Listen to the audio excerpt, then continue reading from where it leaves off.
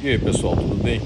Saindo aqui do terminal de ônibus da estação de Hamamatsu e vou levar vocês para conhecer um pouco da vida noturna dessa cidade, mostrar um pouco dos bares, restaurantes e mostrar para vocês aquilo que Hamamatsu tem para oferecer na vida noturna, que é um lugar que eu acho bem legal, e pelo menos ver, né?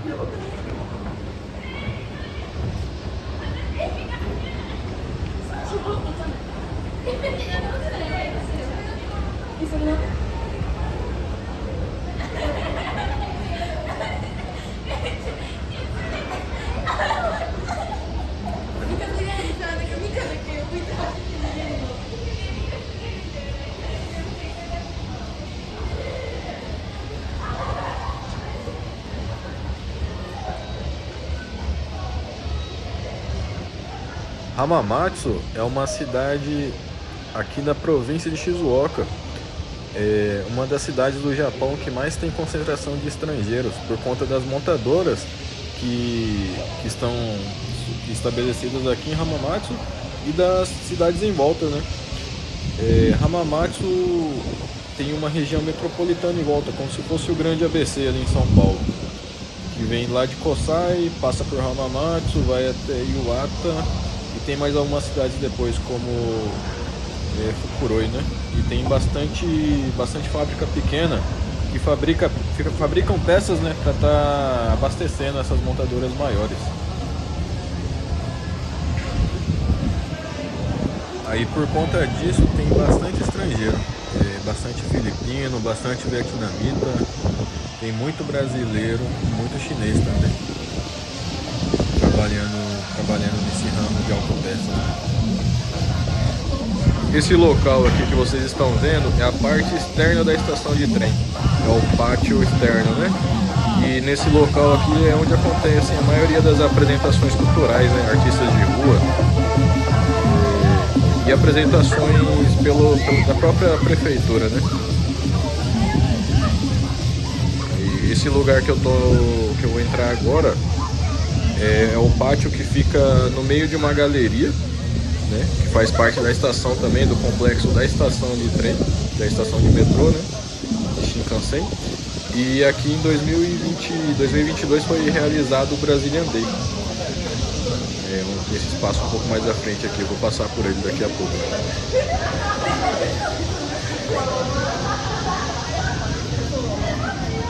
Esse espaço aqui à minha direita, esse vão aqui foi realizado o Brazilian Day de 2022. Teve o show do Tony Garrido, eu estive presente, foi um show bem maneiro. Eu gosto de reggae, né? Gosto de MPB e é um artista completo, cara. É um artista completo. Quem veio se deu bem, porque foi uma grande apresentação. Mas eu não sei o que aconteceu, que em 2023 o local do Brazilian Day já foi alterado. Como vocês podem ver, aqui é um local de passagem, né? É um lugar de acesso aos restaurantes, aos bares da região. Então, por conta disso, eu creio que a prefeitura não deve ter gostado muito. Mas foi um grande evento, foi um bom evento realizado ali pelo consulado, né? Consulado Geral do Brasil em Hamamatsu.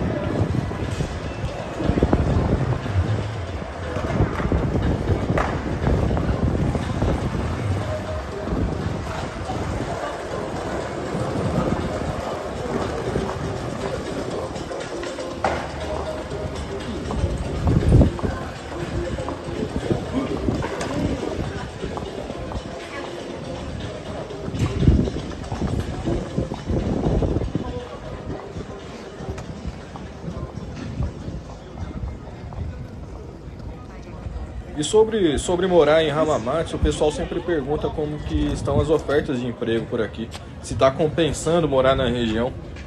E eu digo que, assim, tem bastante emprego aqui, porém os salários eles não são tão altos como na região de Aitken, a região de Toyohashi, Toyota, Caria, né? Ali tem umas montadoras da Toyota, né? Tem outras fábricas também. E por conta disso tem as subsidiárias, então tem bastante fábrica. Os salários lá são mais altos também do que aqui em Hamamatsu. Aqui em Hamamatsu, a fábrica que mais paga, até onde eu sei agora, é a Suzuki. Ela paga mais ou menos, está pagando mais ou menos 1.700 ienes a hora. Já é um salário alto, perto dos salários do Japão, né? Aqui, o máximo que uma pessoa consegue ganhar aqui é 1.500 ienes. E para isso tem que ter pelo menos uns 3 anos de emprego, né? E aí sim o seu salário sobe um pouco. Mas de início, o salário inicial aqui na região é 1.300, mais ou menos 1.400. Já é um bom salário também, né? Se a pessoa tem poucas dívidas, se a pessoa é uma pessoa bem controlada assim, financeiramente, tem uma educação financeira boa, ela consegue se manter na região. E a partir desse caminho aqui já começam os bares, restaurantes. Vou estar mostrando um pouco para vocês. Quanto a mim, pessoal, eu moro em Hamamatsu há aproximadamente 3 anos e meio, mais ou menos, acredito. E eu mudei pra cá depois de conhecer a minha esposa, né? A gente começou um relacionamento, vimos que o relacionamento daria certo e eu mudei pra cá. A princípio eu aluguei um apartamento, ela continuou morando na casa dela. Após isso a gente ficou noivo e a gente resolveu casar. Logo a gente começou a morar junto, né? A gente nos casamos e fomos morar juntos. Eu cheguei no Japão ali na região de Aichiken, na cidade de Komaki. É uma cidade ali próximo a Nagoya, fica mais ou menos meia hora de Nagoya. Eu saí do Brasil já com uma proposta de trabalho para trabalhar em uma grande empresa ali da região. Uma empresa, inclusive, que emprega muitos brasileiros. Quem mora na região de Komaki sabe qual que é. E eu consegui trabalhar ali por um ano e alguma coisa. Eu cheguei em maio de 2019 e já começou a pandemia ali para março, né? Depois disso, os salários caíram muito, então ficou inviável morar ali na região. O salário lá era baixo, né? Para quem não sabe falar muito bem o idioma japonês, o salário é baixo mesmo. E eu cheguei ali com salário baixo. E já na pandemia não tinha serviço, né? Para quem não sabe, no Japão, o funcionário de fábrica, a maioria, né? A gente ganha por hora. E se não tem horas trabalhadas, também não tem salário, né? E na pandemia nós estávamos trabalhando 3, 4 dias por semana. Teve semana que eu trabalhei 2 dias. E o salário ele caiu mais que quase 70%. Desse salário eu tinha que pagar minha passagem, que eu financiei, tinha que pagar aluguel e comer ainda, ficou muito difícil. Além de problemas que eu comecei a ter ali, né? Para quem não sabe também, o problema de vir para o Japão não é nem o preconceito dos japoneses com os brasileiros, mas sim o preconceito dos próprios brasileiros que já moram no Japão há um tempo. E por estar na fábrica há um certo tempo, saber um pouco mais do idioma, eu vou usar a palavra um pouco pesada, mas chega a humilhar mesmo quem está chegando. Ali a gente acaba ouvindo coisas que você não ouviria, mesmo que você trabalhasse numa empresa no Brasil, onde o seu patrão, o seu chefe, não é uma pessoa muito legal com você, não são as mesmas coisas que você escuta aqui. Geralmente a pessoa é tratada de forma grosseira, ela te trata de uma forma que vai te humilhar mesmo, não tem outra palavra, sabe? Esse cruzamento que eu estou passando agora é um cruzamento bem grande, então vocês podem notar, né? Não precisa nem falar, mas está ventando bastante. E o microfone do iPhone, ele pega bem esses ventos. Como eu ainda não tenho uma proteção de microfone, eu peço desculpas, né? Mas eu vou estar providenciando para os próximos vídeos. E nessa fábrica, pessoal, eu tive problema diretamente com o líder. O líder é uma pessoa ruim, uma pessoa daquelas difíceis de lidar, né? E isso não é relato só meu, houve mais pessoas que tiveram problema com essa mesma pessoa. Mas como a gente está chegando no Japão, a gente não sabe como funcionam as coisas, né? A gente não tem o entendimento, a gente acaba olhando. No começo a gente acha que o líder está brincando, Depois você acha que ele não tá no bom dia, mas passa um tempo, você percebe que a pessoa é escrota mesmo. Isso acontece no Japão inteiro. Eu costumo dizer que são pessoas mal amadas. Não tem amor em casa mesmo, não foi bem tratado pelo pai. Aparenta ser algo nesse sentido, assim, né? Até porque, para quem não sabe, o serviço para estrangeiro ele é rápido, ele é sujo ou ele é pesado. É um desses três. Via de regra, né? Por regra, emprego para estrangeiro é assim. Aí na hora da contratação, a empreiteira te apresenta alguns locais de trabalho, você vê qual que você se adequa e escolhe. Mas mesmo assim, né? O serviço sendo desse jeito, você ali trabalhando estressado às vezes, né? A gente trabalha bastante. A gente trabalha horário comercial, né? Por exemplo, das 8 horas da manhã às 5 da tarde. E ainda tem que fazer hora extra, né? Hora extra depende da fábrica, vai até 4 horas. E nessa fábrica tinha um mês eram 2 horas de zangueô, que é hora extra, e outro mês eram 4 horas. Aí dentro desse contexto da fábrica, né, trabalhando várias horas, ainda tinha uma pessoa falando algumas coisas que, por vezes, você pode achar até que era o funcionário que não estava trabalhando bem ou algo parecido, mas não. Alguns comentários que essas pessoas faziam não tinha nem contexto com o trabalho. Queria ir para a vida pessoal e não fazia sentido, não faz sentido mesmo. Aí, graças a nosso bom Deus, eu consegui sair dali, né? Tem que tomar coragem, né? Porque, como eu disse, está chegando num país que você não conhece, não sabe das regras, não sabe como funcionam as leis trabalhistas. E por mais que a gente se informa antes, não tem como adivinhar, né? Se no Brasil a lei trabalhista, por mais que esteja escrito uma coisa no papel, dependendo do juiz que você vai conversar, é diferente que ele vai tratar o caso, né? Vai tratar conforme as evidências mesmo. Aqui no Japão é imprevisível, por mais que você saiba. Eu tenho direito a isso, tenho direito àquilo. Mas a gente nunca sabe como que vai ser na prática, né? Se a gente vai saber se expressar. Então, para evitar isso, muitos funcionários acabam trocando de fábrica, né? E foi o que eu fiz. E como vocês já viram, estou andando aqui no meio dos bares, dos restaurantes, né?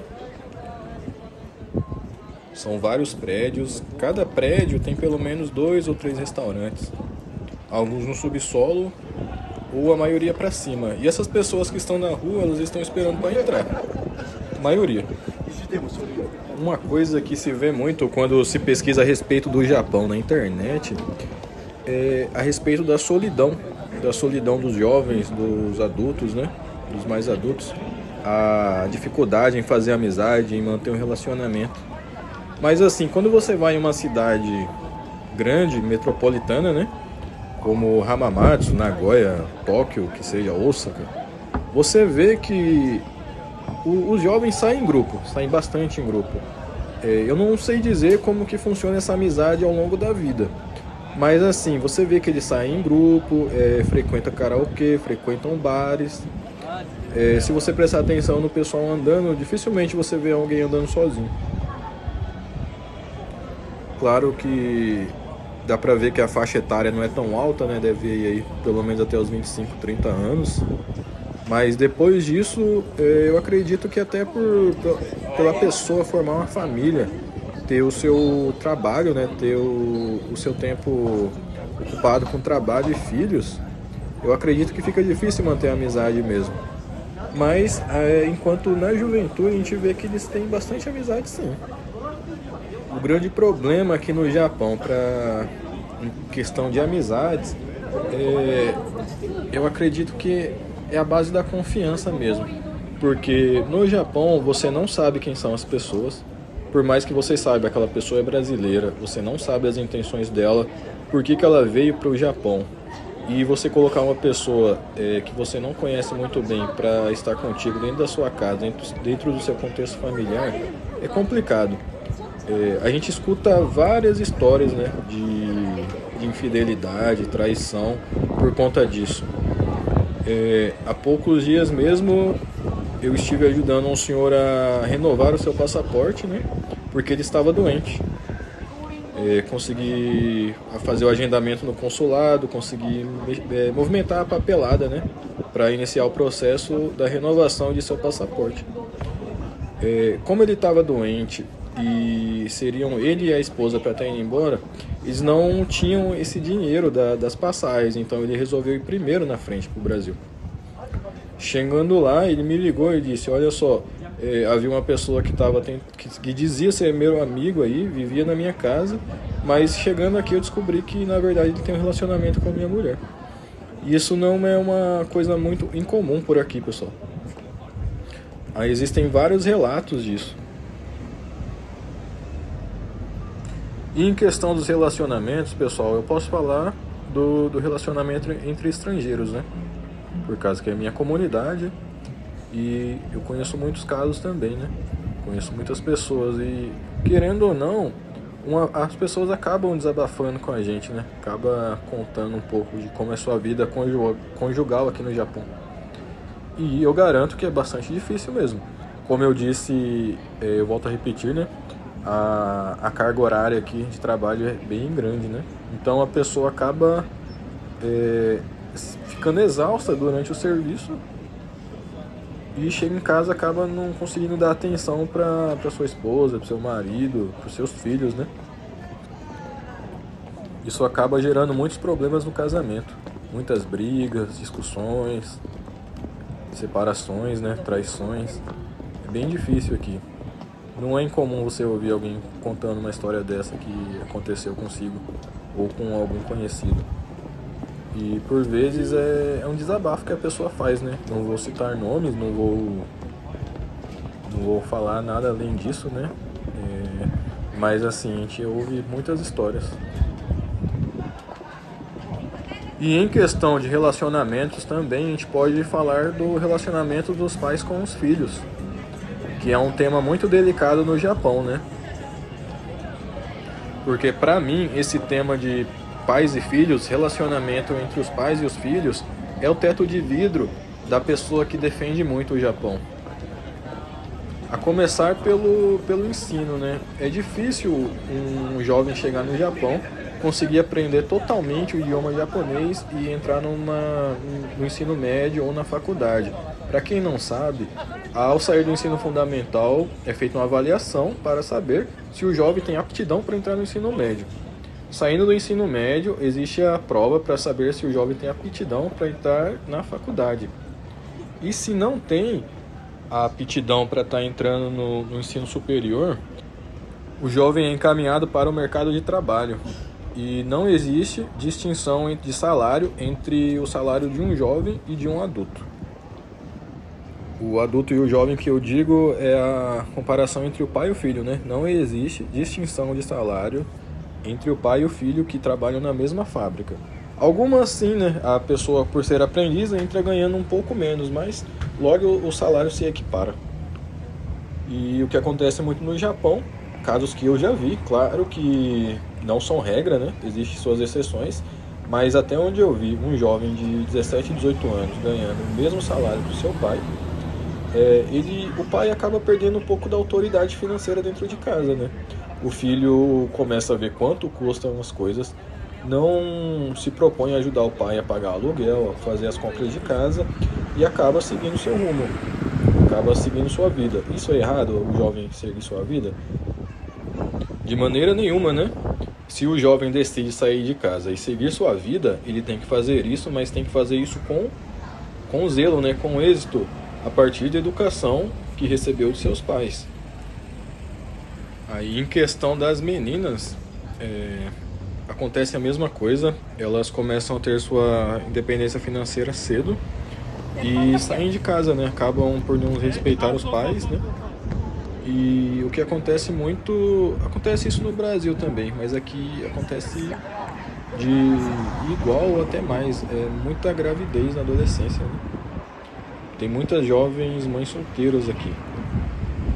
O que eu estou fazendo não é um julgamento de mérito se a pessoa deve ficar com alguém, se deixar de ficar. Mas infelizmente o que acontece é a irresponsabilidade, né?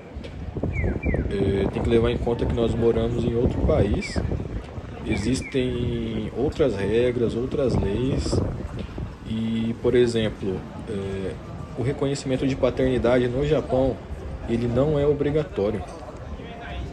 O pai pode simplesmente sair de casa e, se ele não tiver registrado, ele não precisa registrar a criança.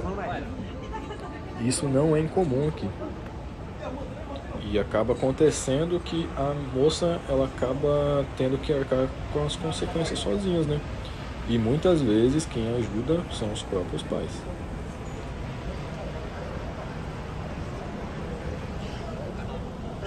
Como que uma mãe vai conseguir trabalhar, ter um emprego digno, com suas horas trabalhadas para estar conseguindo um bom salário e tá dando atenção dentro de casa para os filhos? Por vezes a pessoa tem que estar optando, né, entre a educação dos filhos de qualidade dentro de casa, ou a presença, ou estar procurando um emprego fora e para dar um auxílio financeiro bom para os seus filhos, né? Aí para mim isso gera esse ciclo, né, que nunca fecha. O filho que cresce sem uma boa educação sai de casa, acaba cometendo alguns erros, né? Que é normal, todo mundo comete erro. Porém, existem erros que algumas orientações poderiam ajudar esses jovens a não cometer o mesmo erro que os seus pais cometeram. E isso infelizmente não acontece. A gente morando aqui, nós vemos que as histórias sempre se repetem e aparentemente da mesma maneira. Tem casos assim na minha família, tem casos assim na família de conhecidos, de parentes não tão próximos, mas a gente sempre fica sabendo dessas coisas. E dá pra saber o que é fofoca e o que não é, né? O que é só uma pessoa dizendo, falando mal da outra e o que é fato. O difícil mesmo não é nem falar, não é nem comentar sobre a vida dos outros mesmo, né? O difícil é fazer algo pra ajudar. E quase ninguém está preocupado em ajudar o próximo, né? Pelo pouco tempo que tem para a própria família, como que vai dar atenção para a família dos outros?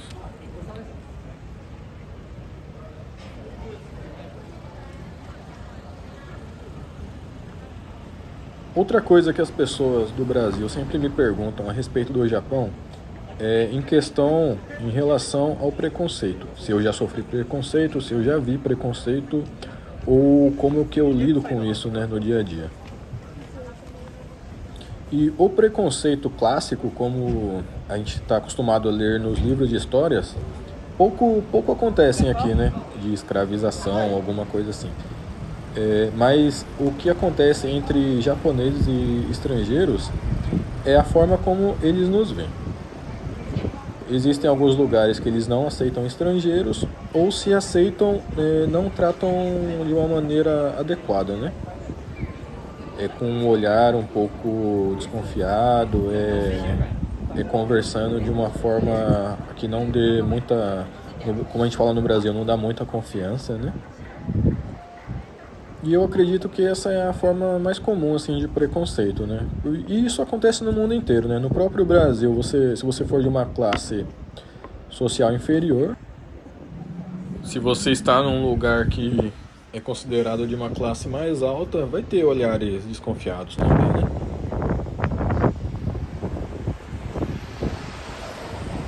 Mas o preconceito no Japão está muito atrelado à própria cultura japonesa, que, para quem não sabe, aqui no Japão tem a cultura do senpai. Senpai é uma forma de...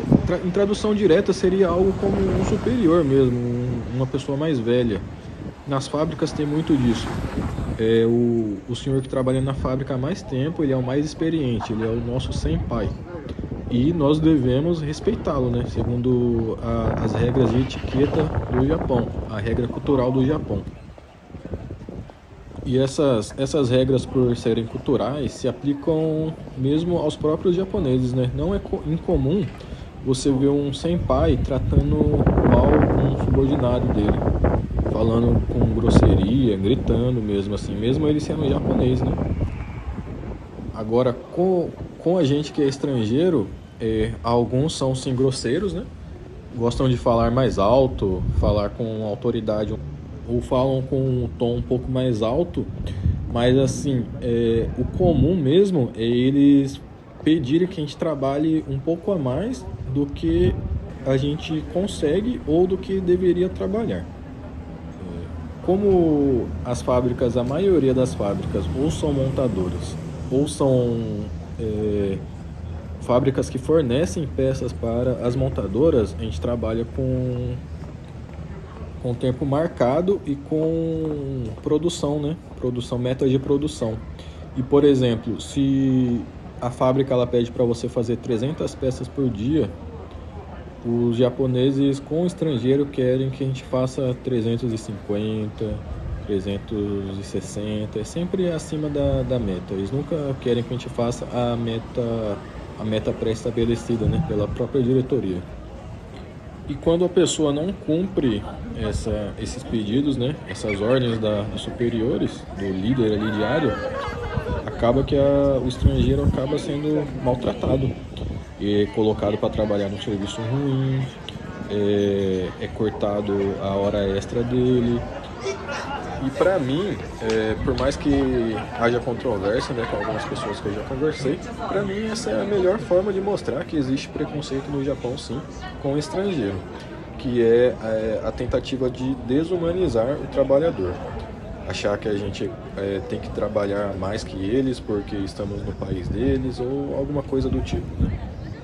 E querendo ou não, a gente acaba cumprindo essas metas, digamos assim, quase que dobrando a meta, né? Ou passando do limite estabelecido, porque a gente não quer problema. A gente já está em outro país, a gente está aqui para trabalhar, para fazer o nosso, né? Vamos falar assim. E a gente não quer problema, a gente quer continuar trabalhando, pagando nossas contas, juntando nosso dinheirinho e a gente acaba cumprindo as ordens, sem pestanejar.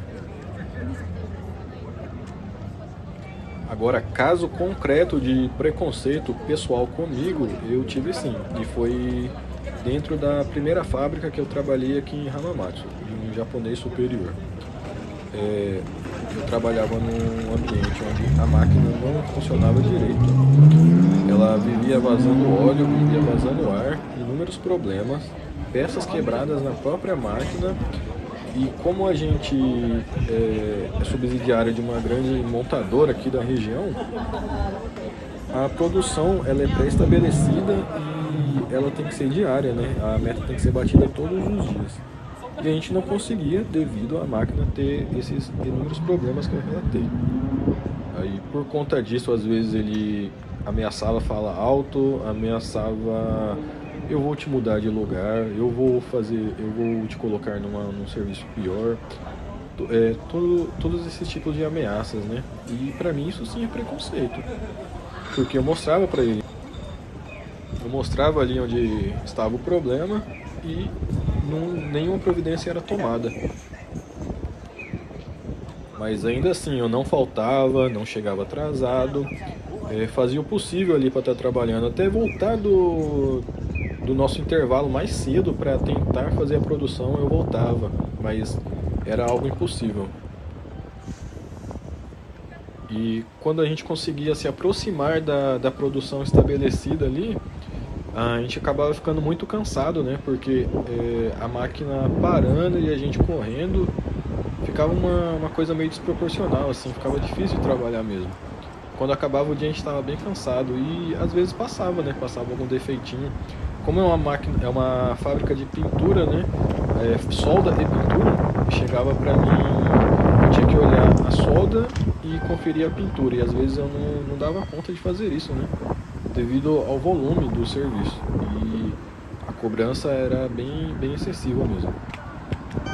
O meu descontentamento dentro dessa fábrica com esse chefe específico não era pela cobrança, porque uma peça com defeito pode sim dar problema no automóvel, né? Pode dar um problema maior no futuro se não for constatado ali na hora que a gente está fazendo a inspeção.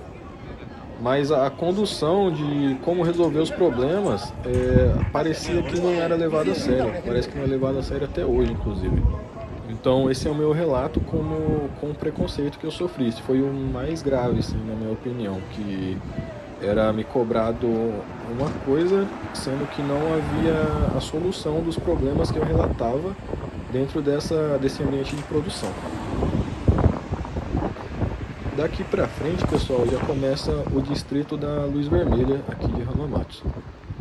É um lugar onde tem alguns bares com algumas garotas que elas servem de acompanhante para que a pessoa possa estar bebendo ali. São os famosos bares japoneses sunaku. Sunaku, que seria uma palavra derivada da palavra em inglês snack, né? Que seria como algo como beijo, ou o barulho que o beijo faz, algo assim, snack, né? Aí em japonês fica sunaku. Esses bares, eles cobram por hora. Você entra e já fica estabelecido ali o valor que você vai pagar, mais ou menos. 3.000 ienes, 4.000 ienes, vai depender do bar. Mas a média ali é seus 3.000, 3.500 ienes. Você escolhe uma garota e essa garota te acompanha durante esse período que você pagou ali.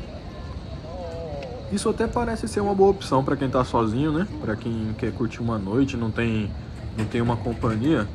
Mas dentro desse sistema acontecem alguns golpes bem conhecidos aqui no Japão. A pessoa entra no estabelecimento com um valor pré-determinado, ela paga na entrada já, né? É estabelecido o tempo para ela permanecer ali dentro, né? E consumir suas bebidas. Porém, não são todas as bebidas que são disponíveis.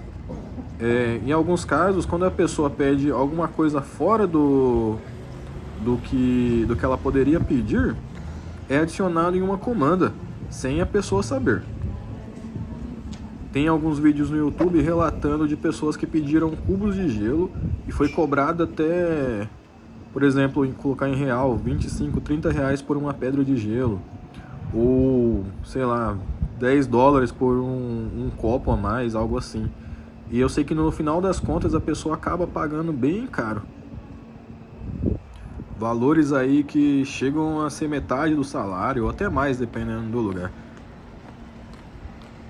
E quando a pessoa tenta sair desse lugar, aparecem seguranças e muitas das vezes agridem, fazem a pessoa ir até o caixa eletrônico para estar sacando o dinheiro. E é mais ou menos isso que acontece. Aqui em Hamamatsu eu não tenho notícia disso. Esse golpe acontece mais pro lado de Nagoya, Tóquio, Osaka, mas por aqui deve ter também. Então essa região que eu estou caminhando aqui tem bastante desses bares. E conforme você vê que aqui já é um movimento um pouco menor.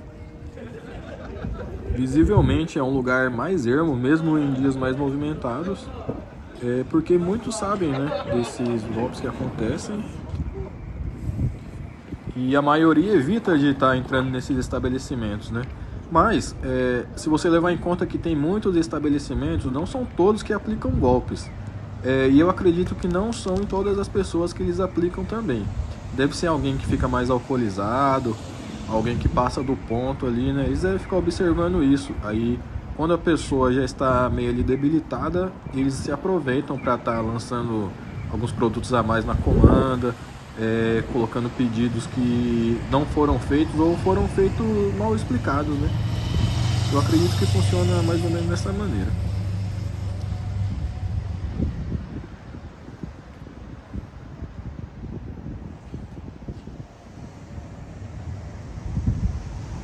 E, ao meu ver, outro problema referente a esses bares que oferecem esse tipo de serviço é que muitas das trabalhadoras não são originalmente japonesas, né? São estrangeiras de países asiáticos aqui em volta, como Filipinas, Vietnã, Tailândia, né? E, ao que tudo indica, são exploradas, né? Ou vem com uma promessa de falsos ganhos de dinheiro, né? E chegando aqui são obrigadas a estar aplicando esses golpes para estar melhorando sua renda. Eu acredito sim que muitas delas consigam, né? E também tem que levar em conta que esses bares podem ser que eles pertençam aos contraventores da lei, né? Não vou falar o nome aqui porque não convém, né? Por ética mesmo. Mas sabe, os contraventores, né? Que lucram às custas do ilícito, né? E a gente não pode afirmar, né, Mas ao que tudo indica, são eles que contratam essas meninas, são eles que abrem esses bares e aplicam esses golpes. Quando eu cheguei no Japão, em 2019, né, maio de 2019, meu pai me disse, se alguma mulher em frente a um bar te chamar, convidar você para entrar no bar, para beber junto com ela, não entra, porque é golpe. E você vai sair de lá sem dinheiro. O tanto de dinheiro que você entrar vai ser o tanto de dinheiro que você vai sair, fora que eles podem te obrigar a tirar dinheiro da sua conta para pagar coisa que você não consumiu. Então é golpe, tá bem? Na época eu fiquei sem entender nada, né? Mas conforme o tempo vai passando, a gente começa a observar como funcionam as coisas, né? Caminhando pelas ruas, saindo na noite um pouco, a gente consegue se dar conta de como funciona o golpe. Observar, né? Sempre tem que estar observando onde a gente anda, o que a gente está fazendo, né? Para que a gente não caia nesses golpes, né? Por exemplo, nessa viela que eu entrei aqui, se vocês observarem as placas, elas mostram vários desses bares e algumas já estão até com valor. Dá pra ver algumas pessoas entrando, saindo. Entretanto, essa cultura do snack bar, né, do Sunako, ele é totalmente aceitável no Japão. É comum, final de ano, os chefes chamarem os funcionários para estar bebendo nesses lugares. É comum os amigos se reunirem e irem nesses lugares em grupo, né? É até mais aconselhável, né? Eu nunca fui. Mas das pessoas que eu conheço, dos meus amigos que foram a esses lugares, eles foram todos acompanhados, né? Foram em grupo, foram com o pessoal da firma, foram alguns até com seus amigos mais chegados, né? E é uma forma, porque dentro desses lugares, né, não tem só a bebida, tem karaokê, então o pessoal se diverte, canta. Dá pra brincar bastante. E não cai em golpe, né? Porque entra em grupo é mais difícil de uma pessoa cair nesses golpes, né?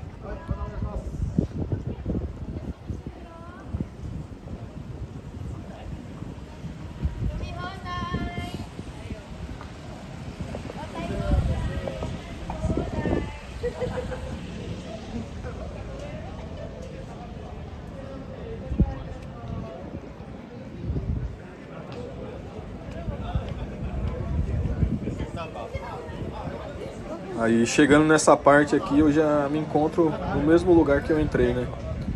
Eu vim por essa ruazinha aqui à direita e virei à direita, né? Fiz todo o contorno lá por cima, por dentro do bairro e saí aqui por baixo, pela rua de baixo, né? E é isso, pessoal. Tô completando agora em maio de 2024, 5 anos de Japão. Entre dores e amores, tudo o que eu passei por aqui eu posso dizer com certeza. O Japão ainda é um excelente local para se viver.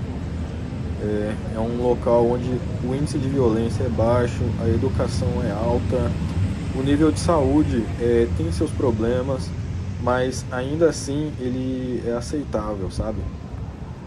Em questões econômicas, o Japão é um país onde se trabalha muito, as pessoas têm pouco tempo para diversão, mas ainda assim conseguem se divertir, conseguem fazer suas coisas. Aqui é um país onde, eu não vou dizer que sobra serviço, né? Por causa que falar que sobra serviço é muita coisa, mas tem bastante serviço. É um lugar onde dificilmente uma pessoa vai ficar desempregada. Pode não ter aquele emprego que você sonha, você não vai chegar aqui estrangeiro e conseguir ser um médico, não vai conseguir ser um arquiteto, mas o emprego que você tiver aqui, você vai conseguir dar uma dignidade para sua família, você vai conseguir ter uma dignidade financeira, vai conseguir seus bens de consumo. O custo de vida é alto, sim. A moradia, o aluguel, a comida não são coisas baratas aqui. E muita gente que chega aqui se esquece, né, desses detalhes. Que apesar de ter um bom salário, para viver vai ter que gastar uma boa parte desse salário. E se a pessoa, como eu disse antes, não tem uma boa educação financeira, não sabe fechar a mão diante de algumas coisas que a vida noturna lhe oferece, seja restaurantes, bares, festas, ela vai passar necessidade sim, mas não só no Japão, qualquer lugar do mundo. E para quem está pensando em vir para o Japão ou acabou de chegar, eu recomendo o seguinte, aprenda japonês.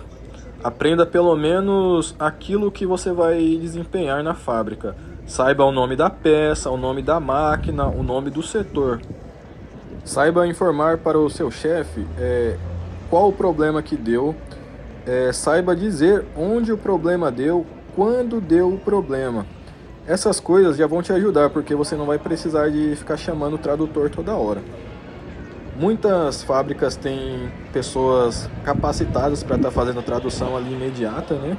Mas tente buscar sua independência, pelo menos no idioma, pelo menos de começo, para você saber trabalhar mesmo.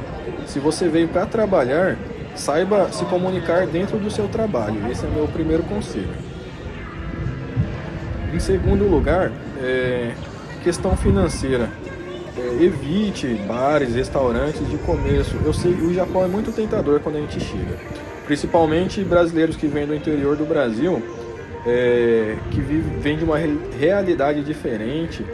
Aqui se depara com lojas, bares, restaurantes de vários tipos, vários preços. E se a pessoa não tiver cuidado, ela vai experimentar tudo, vai querer comprar tudo.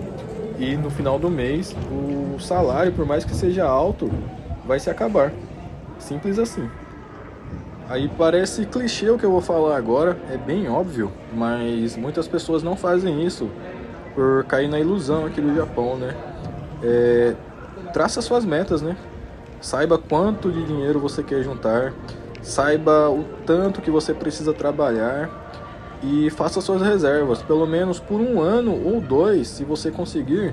Tente não gastar dinheiro à toa, junte esse dinheiro, observe, pesquise os preços, gaste somente com o necessário mesmo, comida, sua moradia, algum passeio próximo a onde você estiver morando. Mas tente evitar de início os luxos desnecessários, né? Como comprar um carro no primeiro ano de Japão, fazer viagens. Tente guardar esse dinheiro, né? Porque depois de um tempo você vai ter noção de quanto vale o iene, qual é a taxa de câmbio, e você vai saber o tanto que você tem que trabalhar e vai ter que guardar se quiser morar no Japão ou se quiser voltar para o Brasil, né? E terceira e última dica, cuide de sua saúde mental no Japão. É uma tecla que eu bati bastante durante o vídeo, né? Mas a gente trabalha bastante aqui, então é muito fácil a gente perder o objetivo, perder o foco, esquecer daquilo para que a gente veio até o Japão. A gente veio para conhecer, claro, mas a gente veio para trabalhar também. Muitas pessoas vieram para trabalhar porque não tinham oportunidade de emprego no seu país, perderam alguma coisa ou simplesmente quiseram uma nova oportunidade de vida. E o Japão te dá essa oportunidade. Então cuide de você, cuide do seu corpo, da sua mente, da sua alimentação, e não dê ouvidos para o que outras pessoas dizem a respeito de você. Por isso que eu digo, não perca o foco nos seus objetivos. E para quem está chegando, seja bem-vindo. Para quem quer vir, saiba que o Japão é um país onde existem muitas oportunidades para quem quer viver com sua família.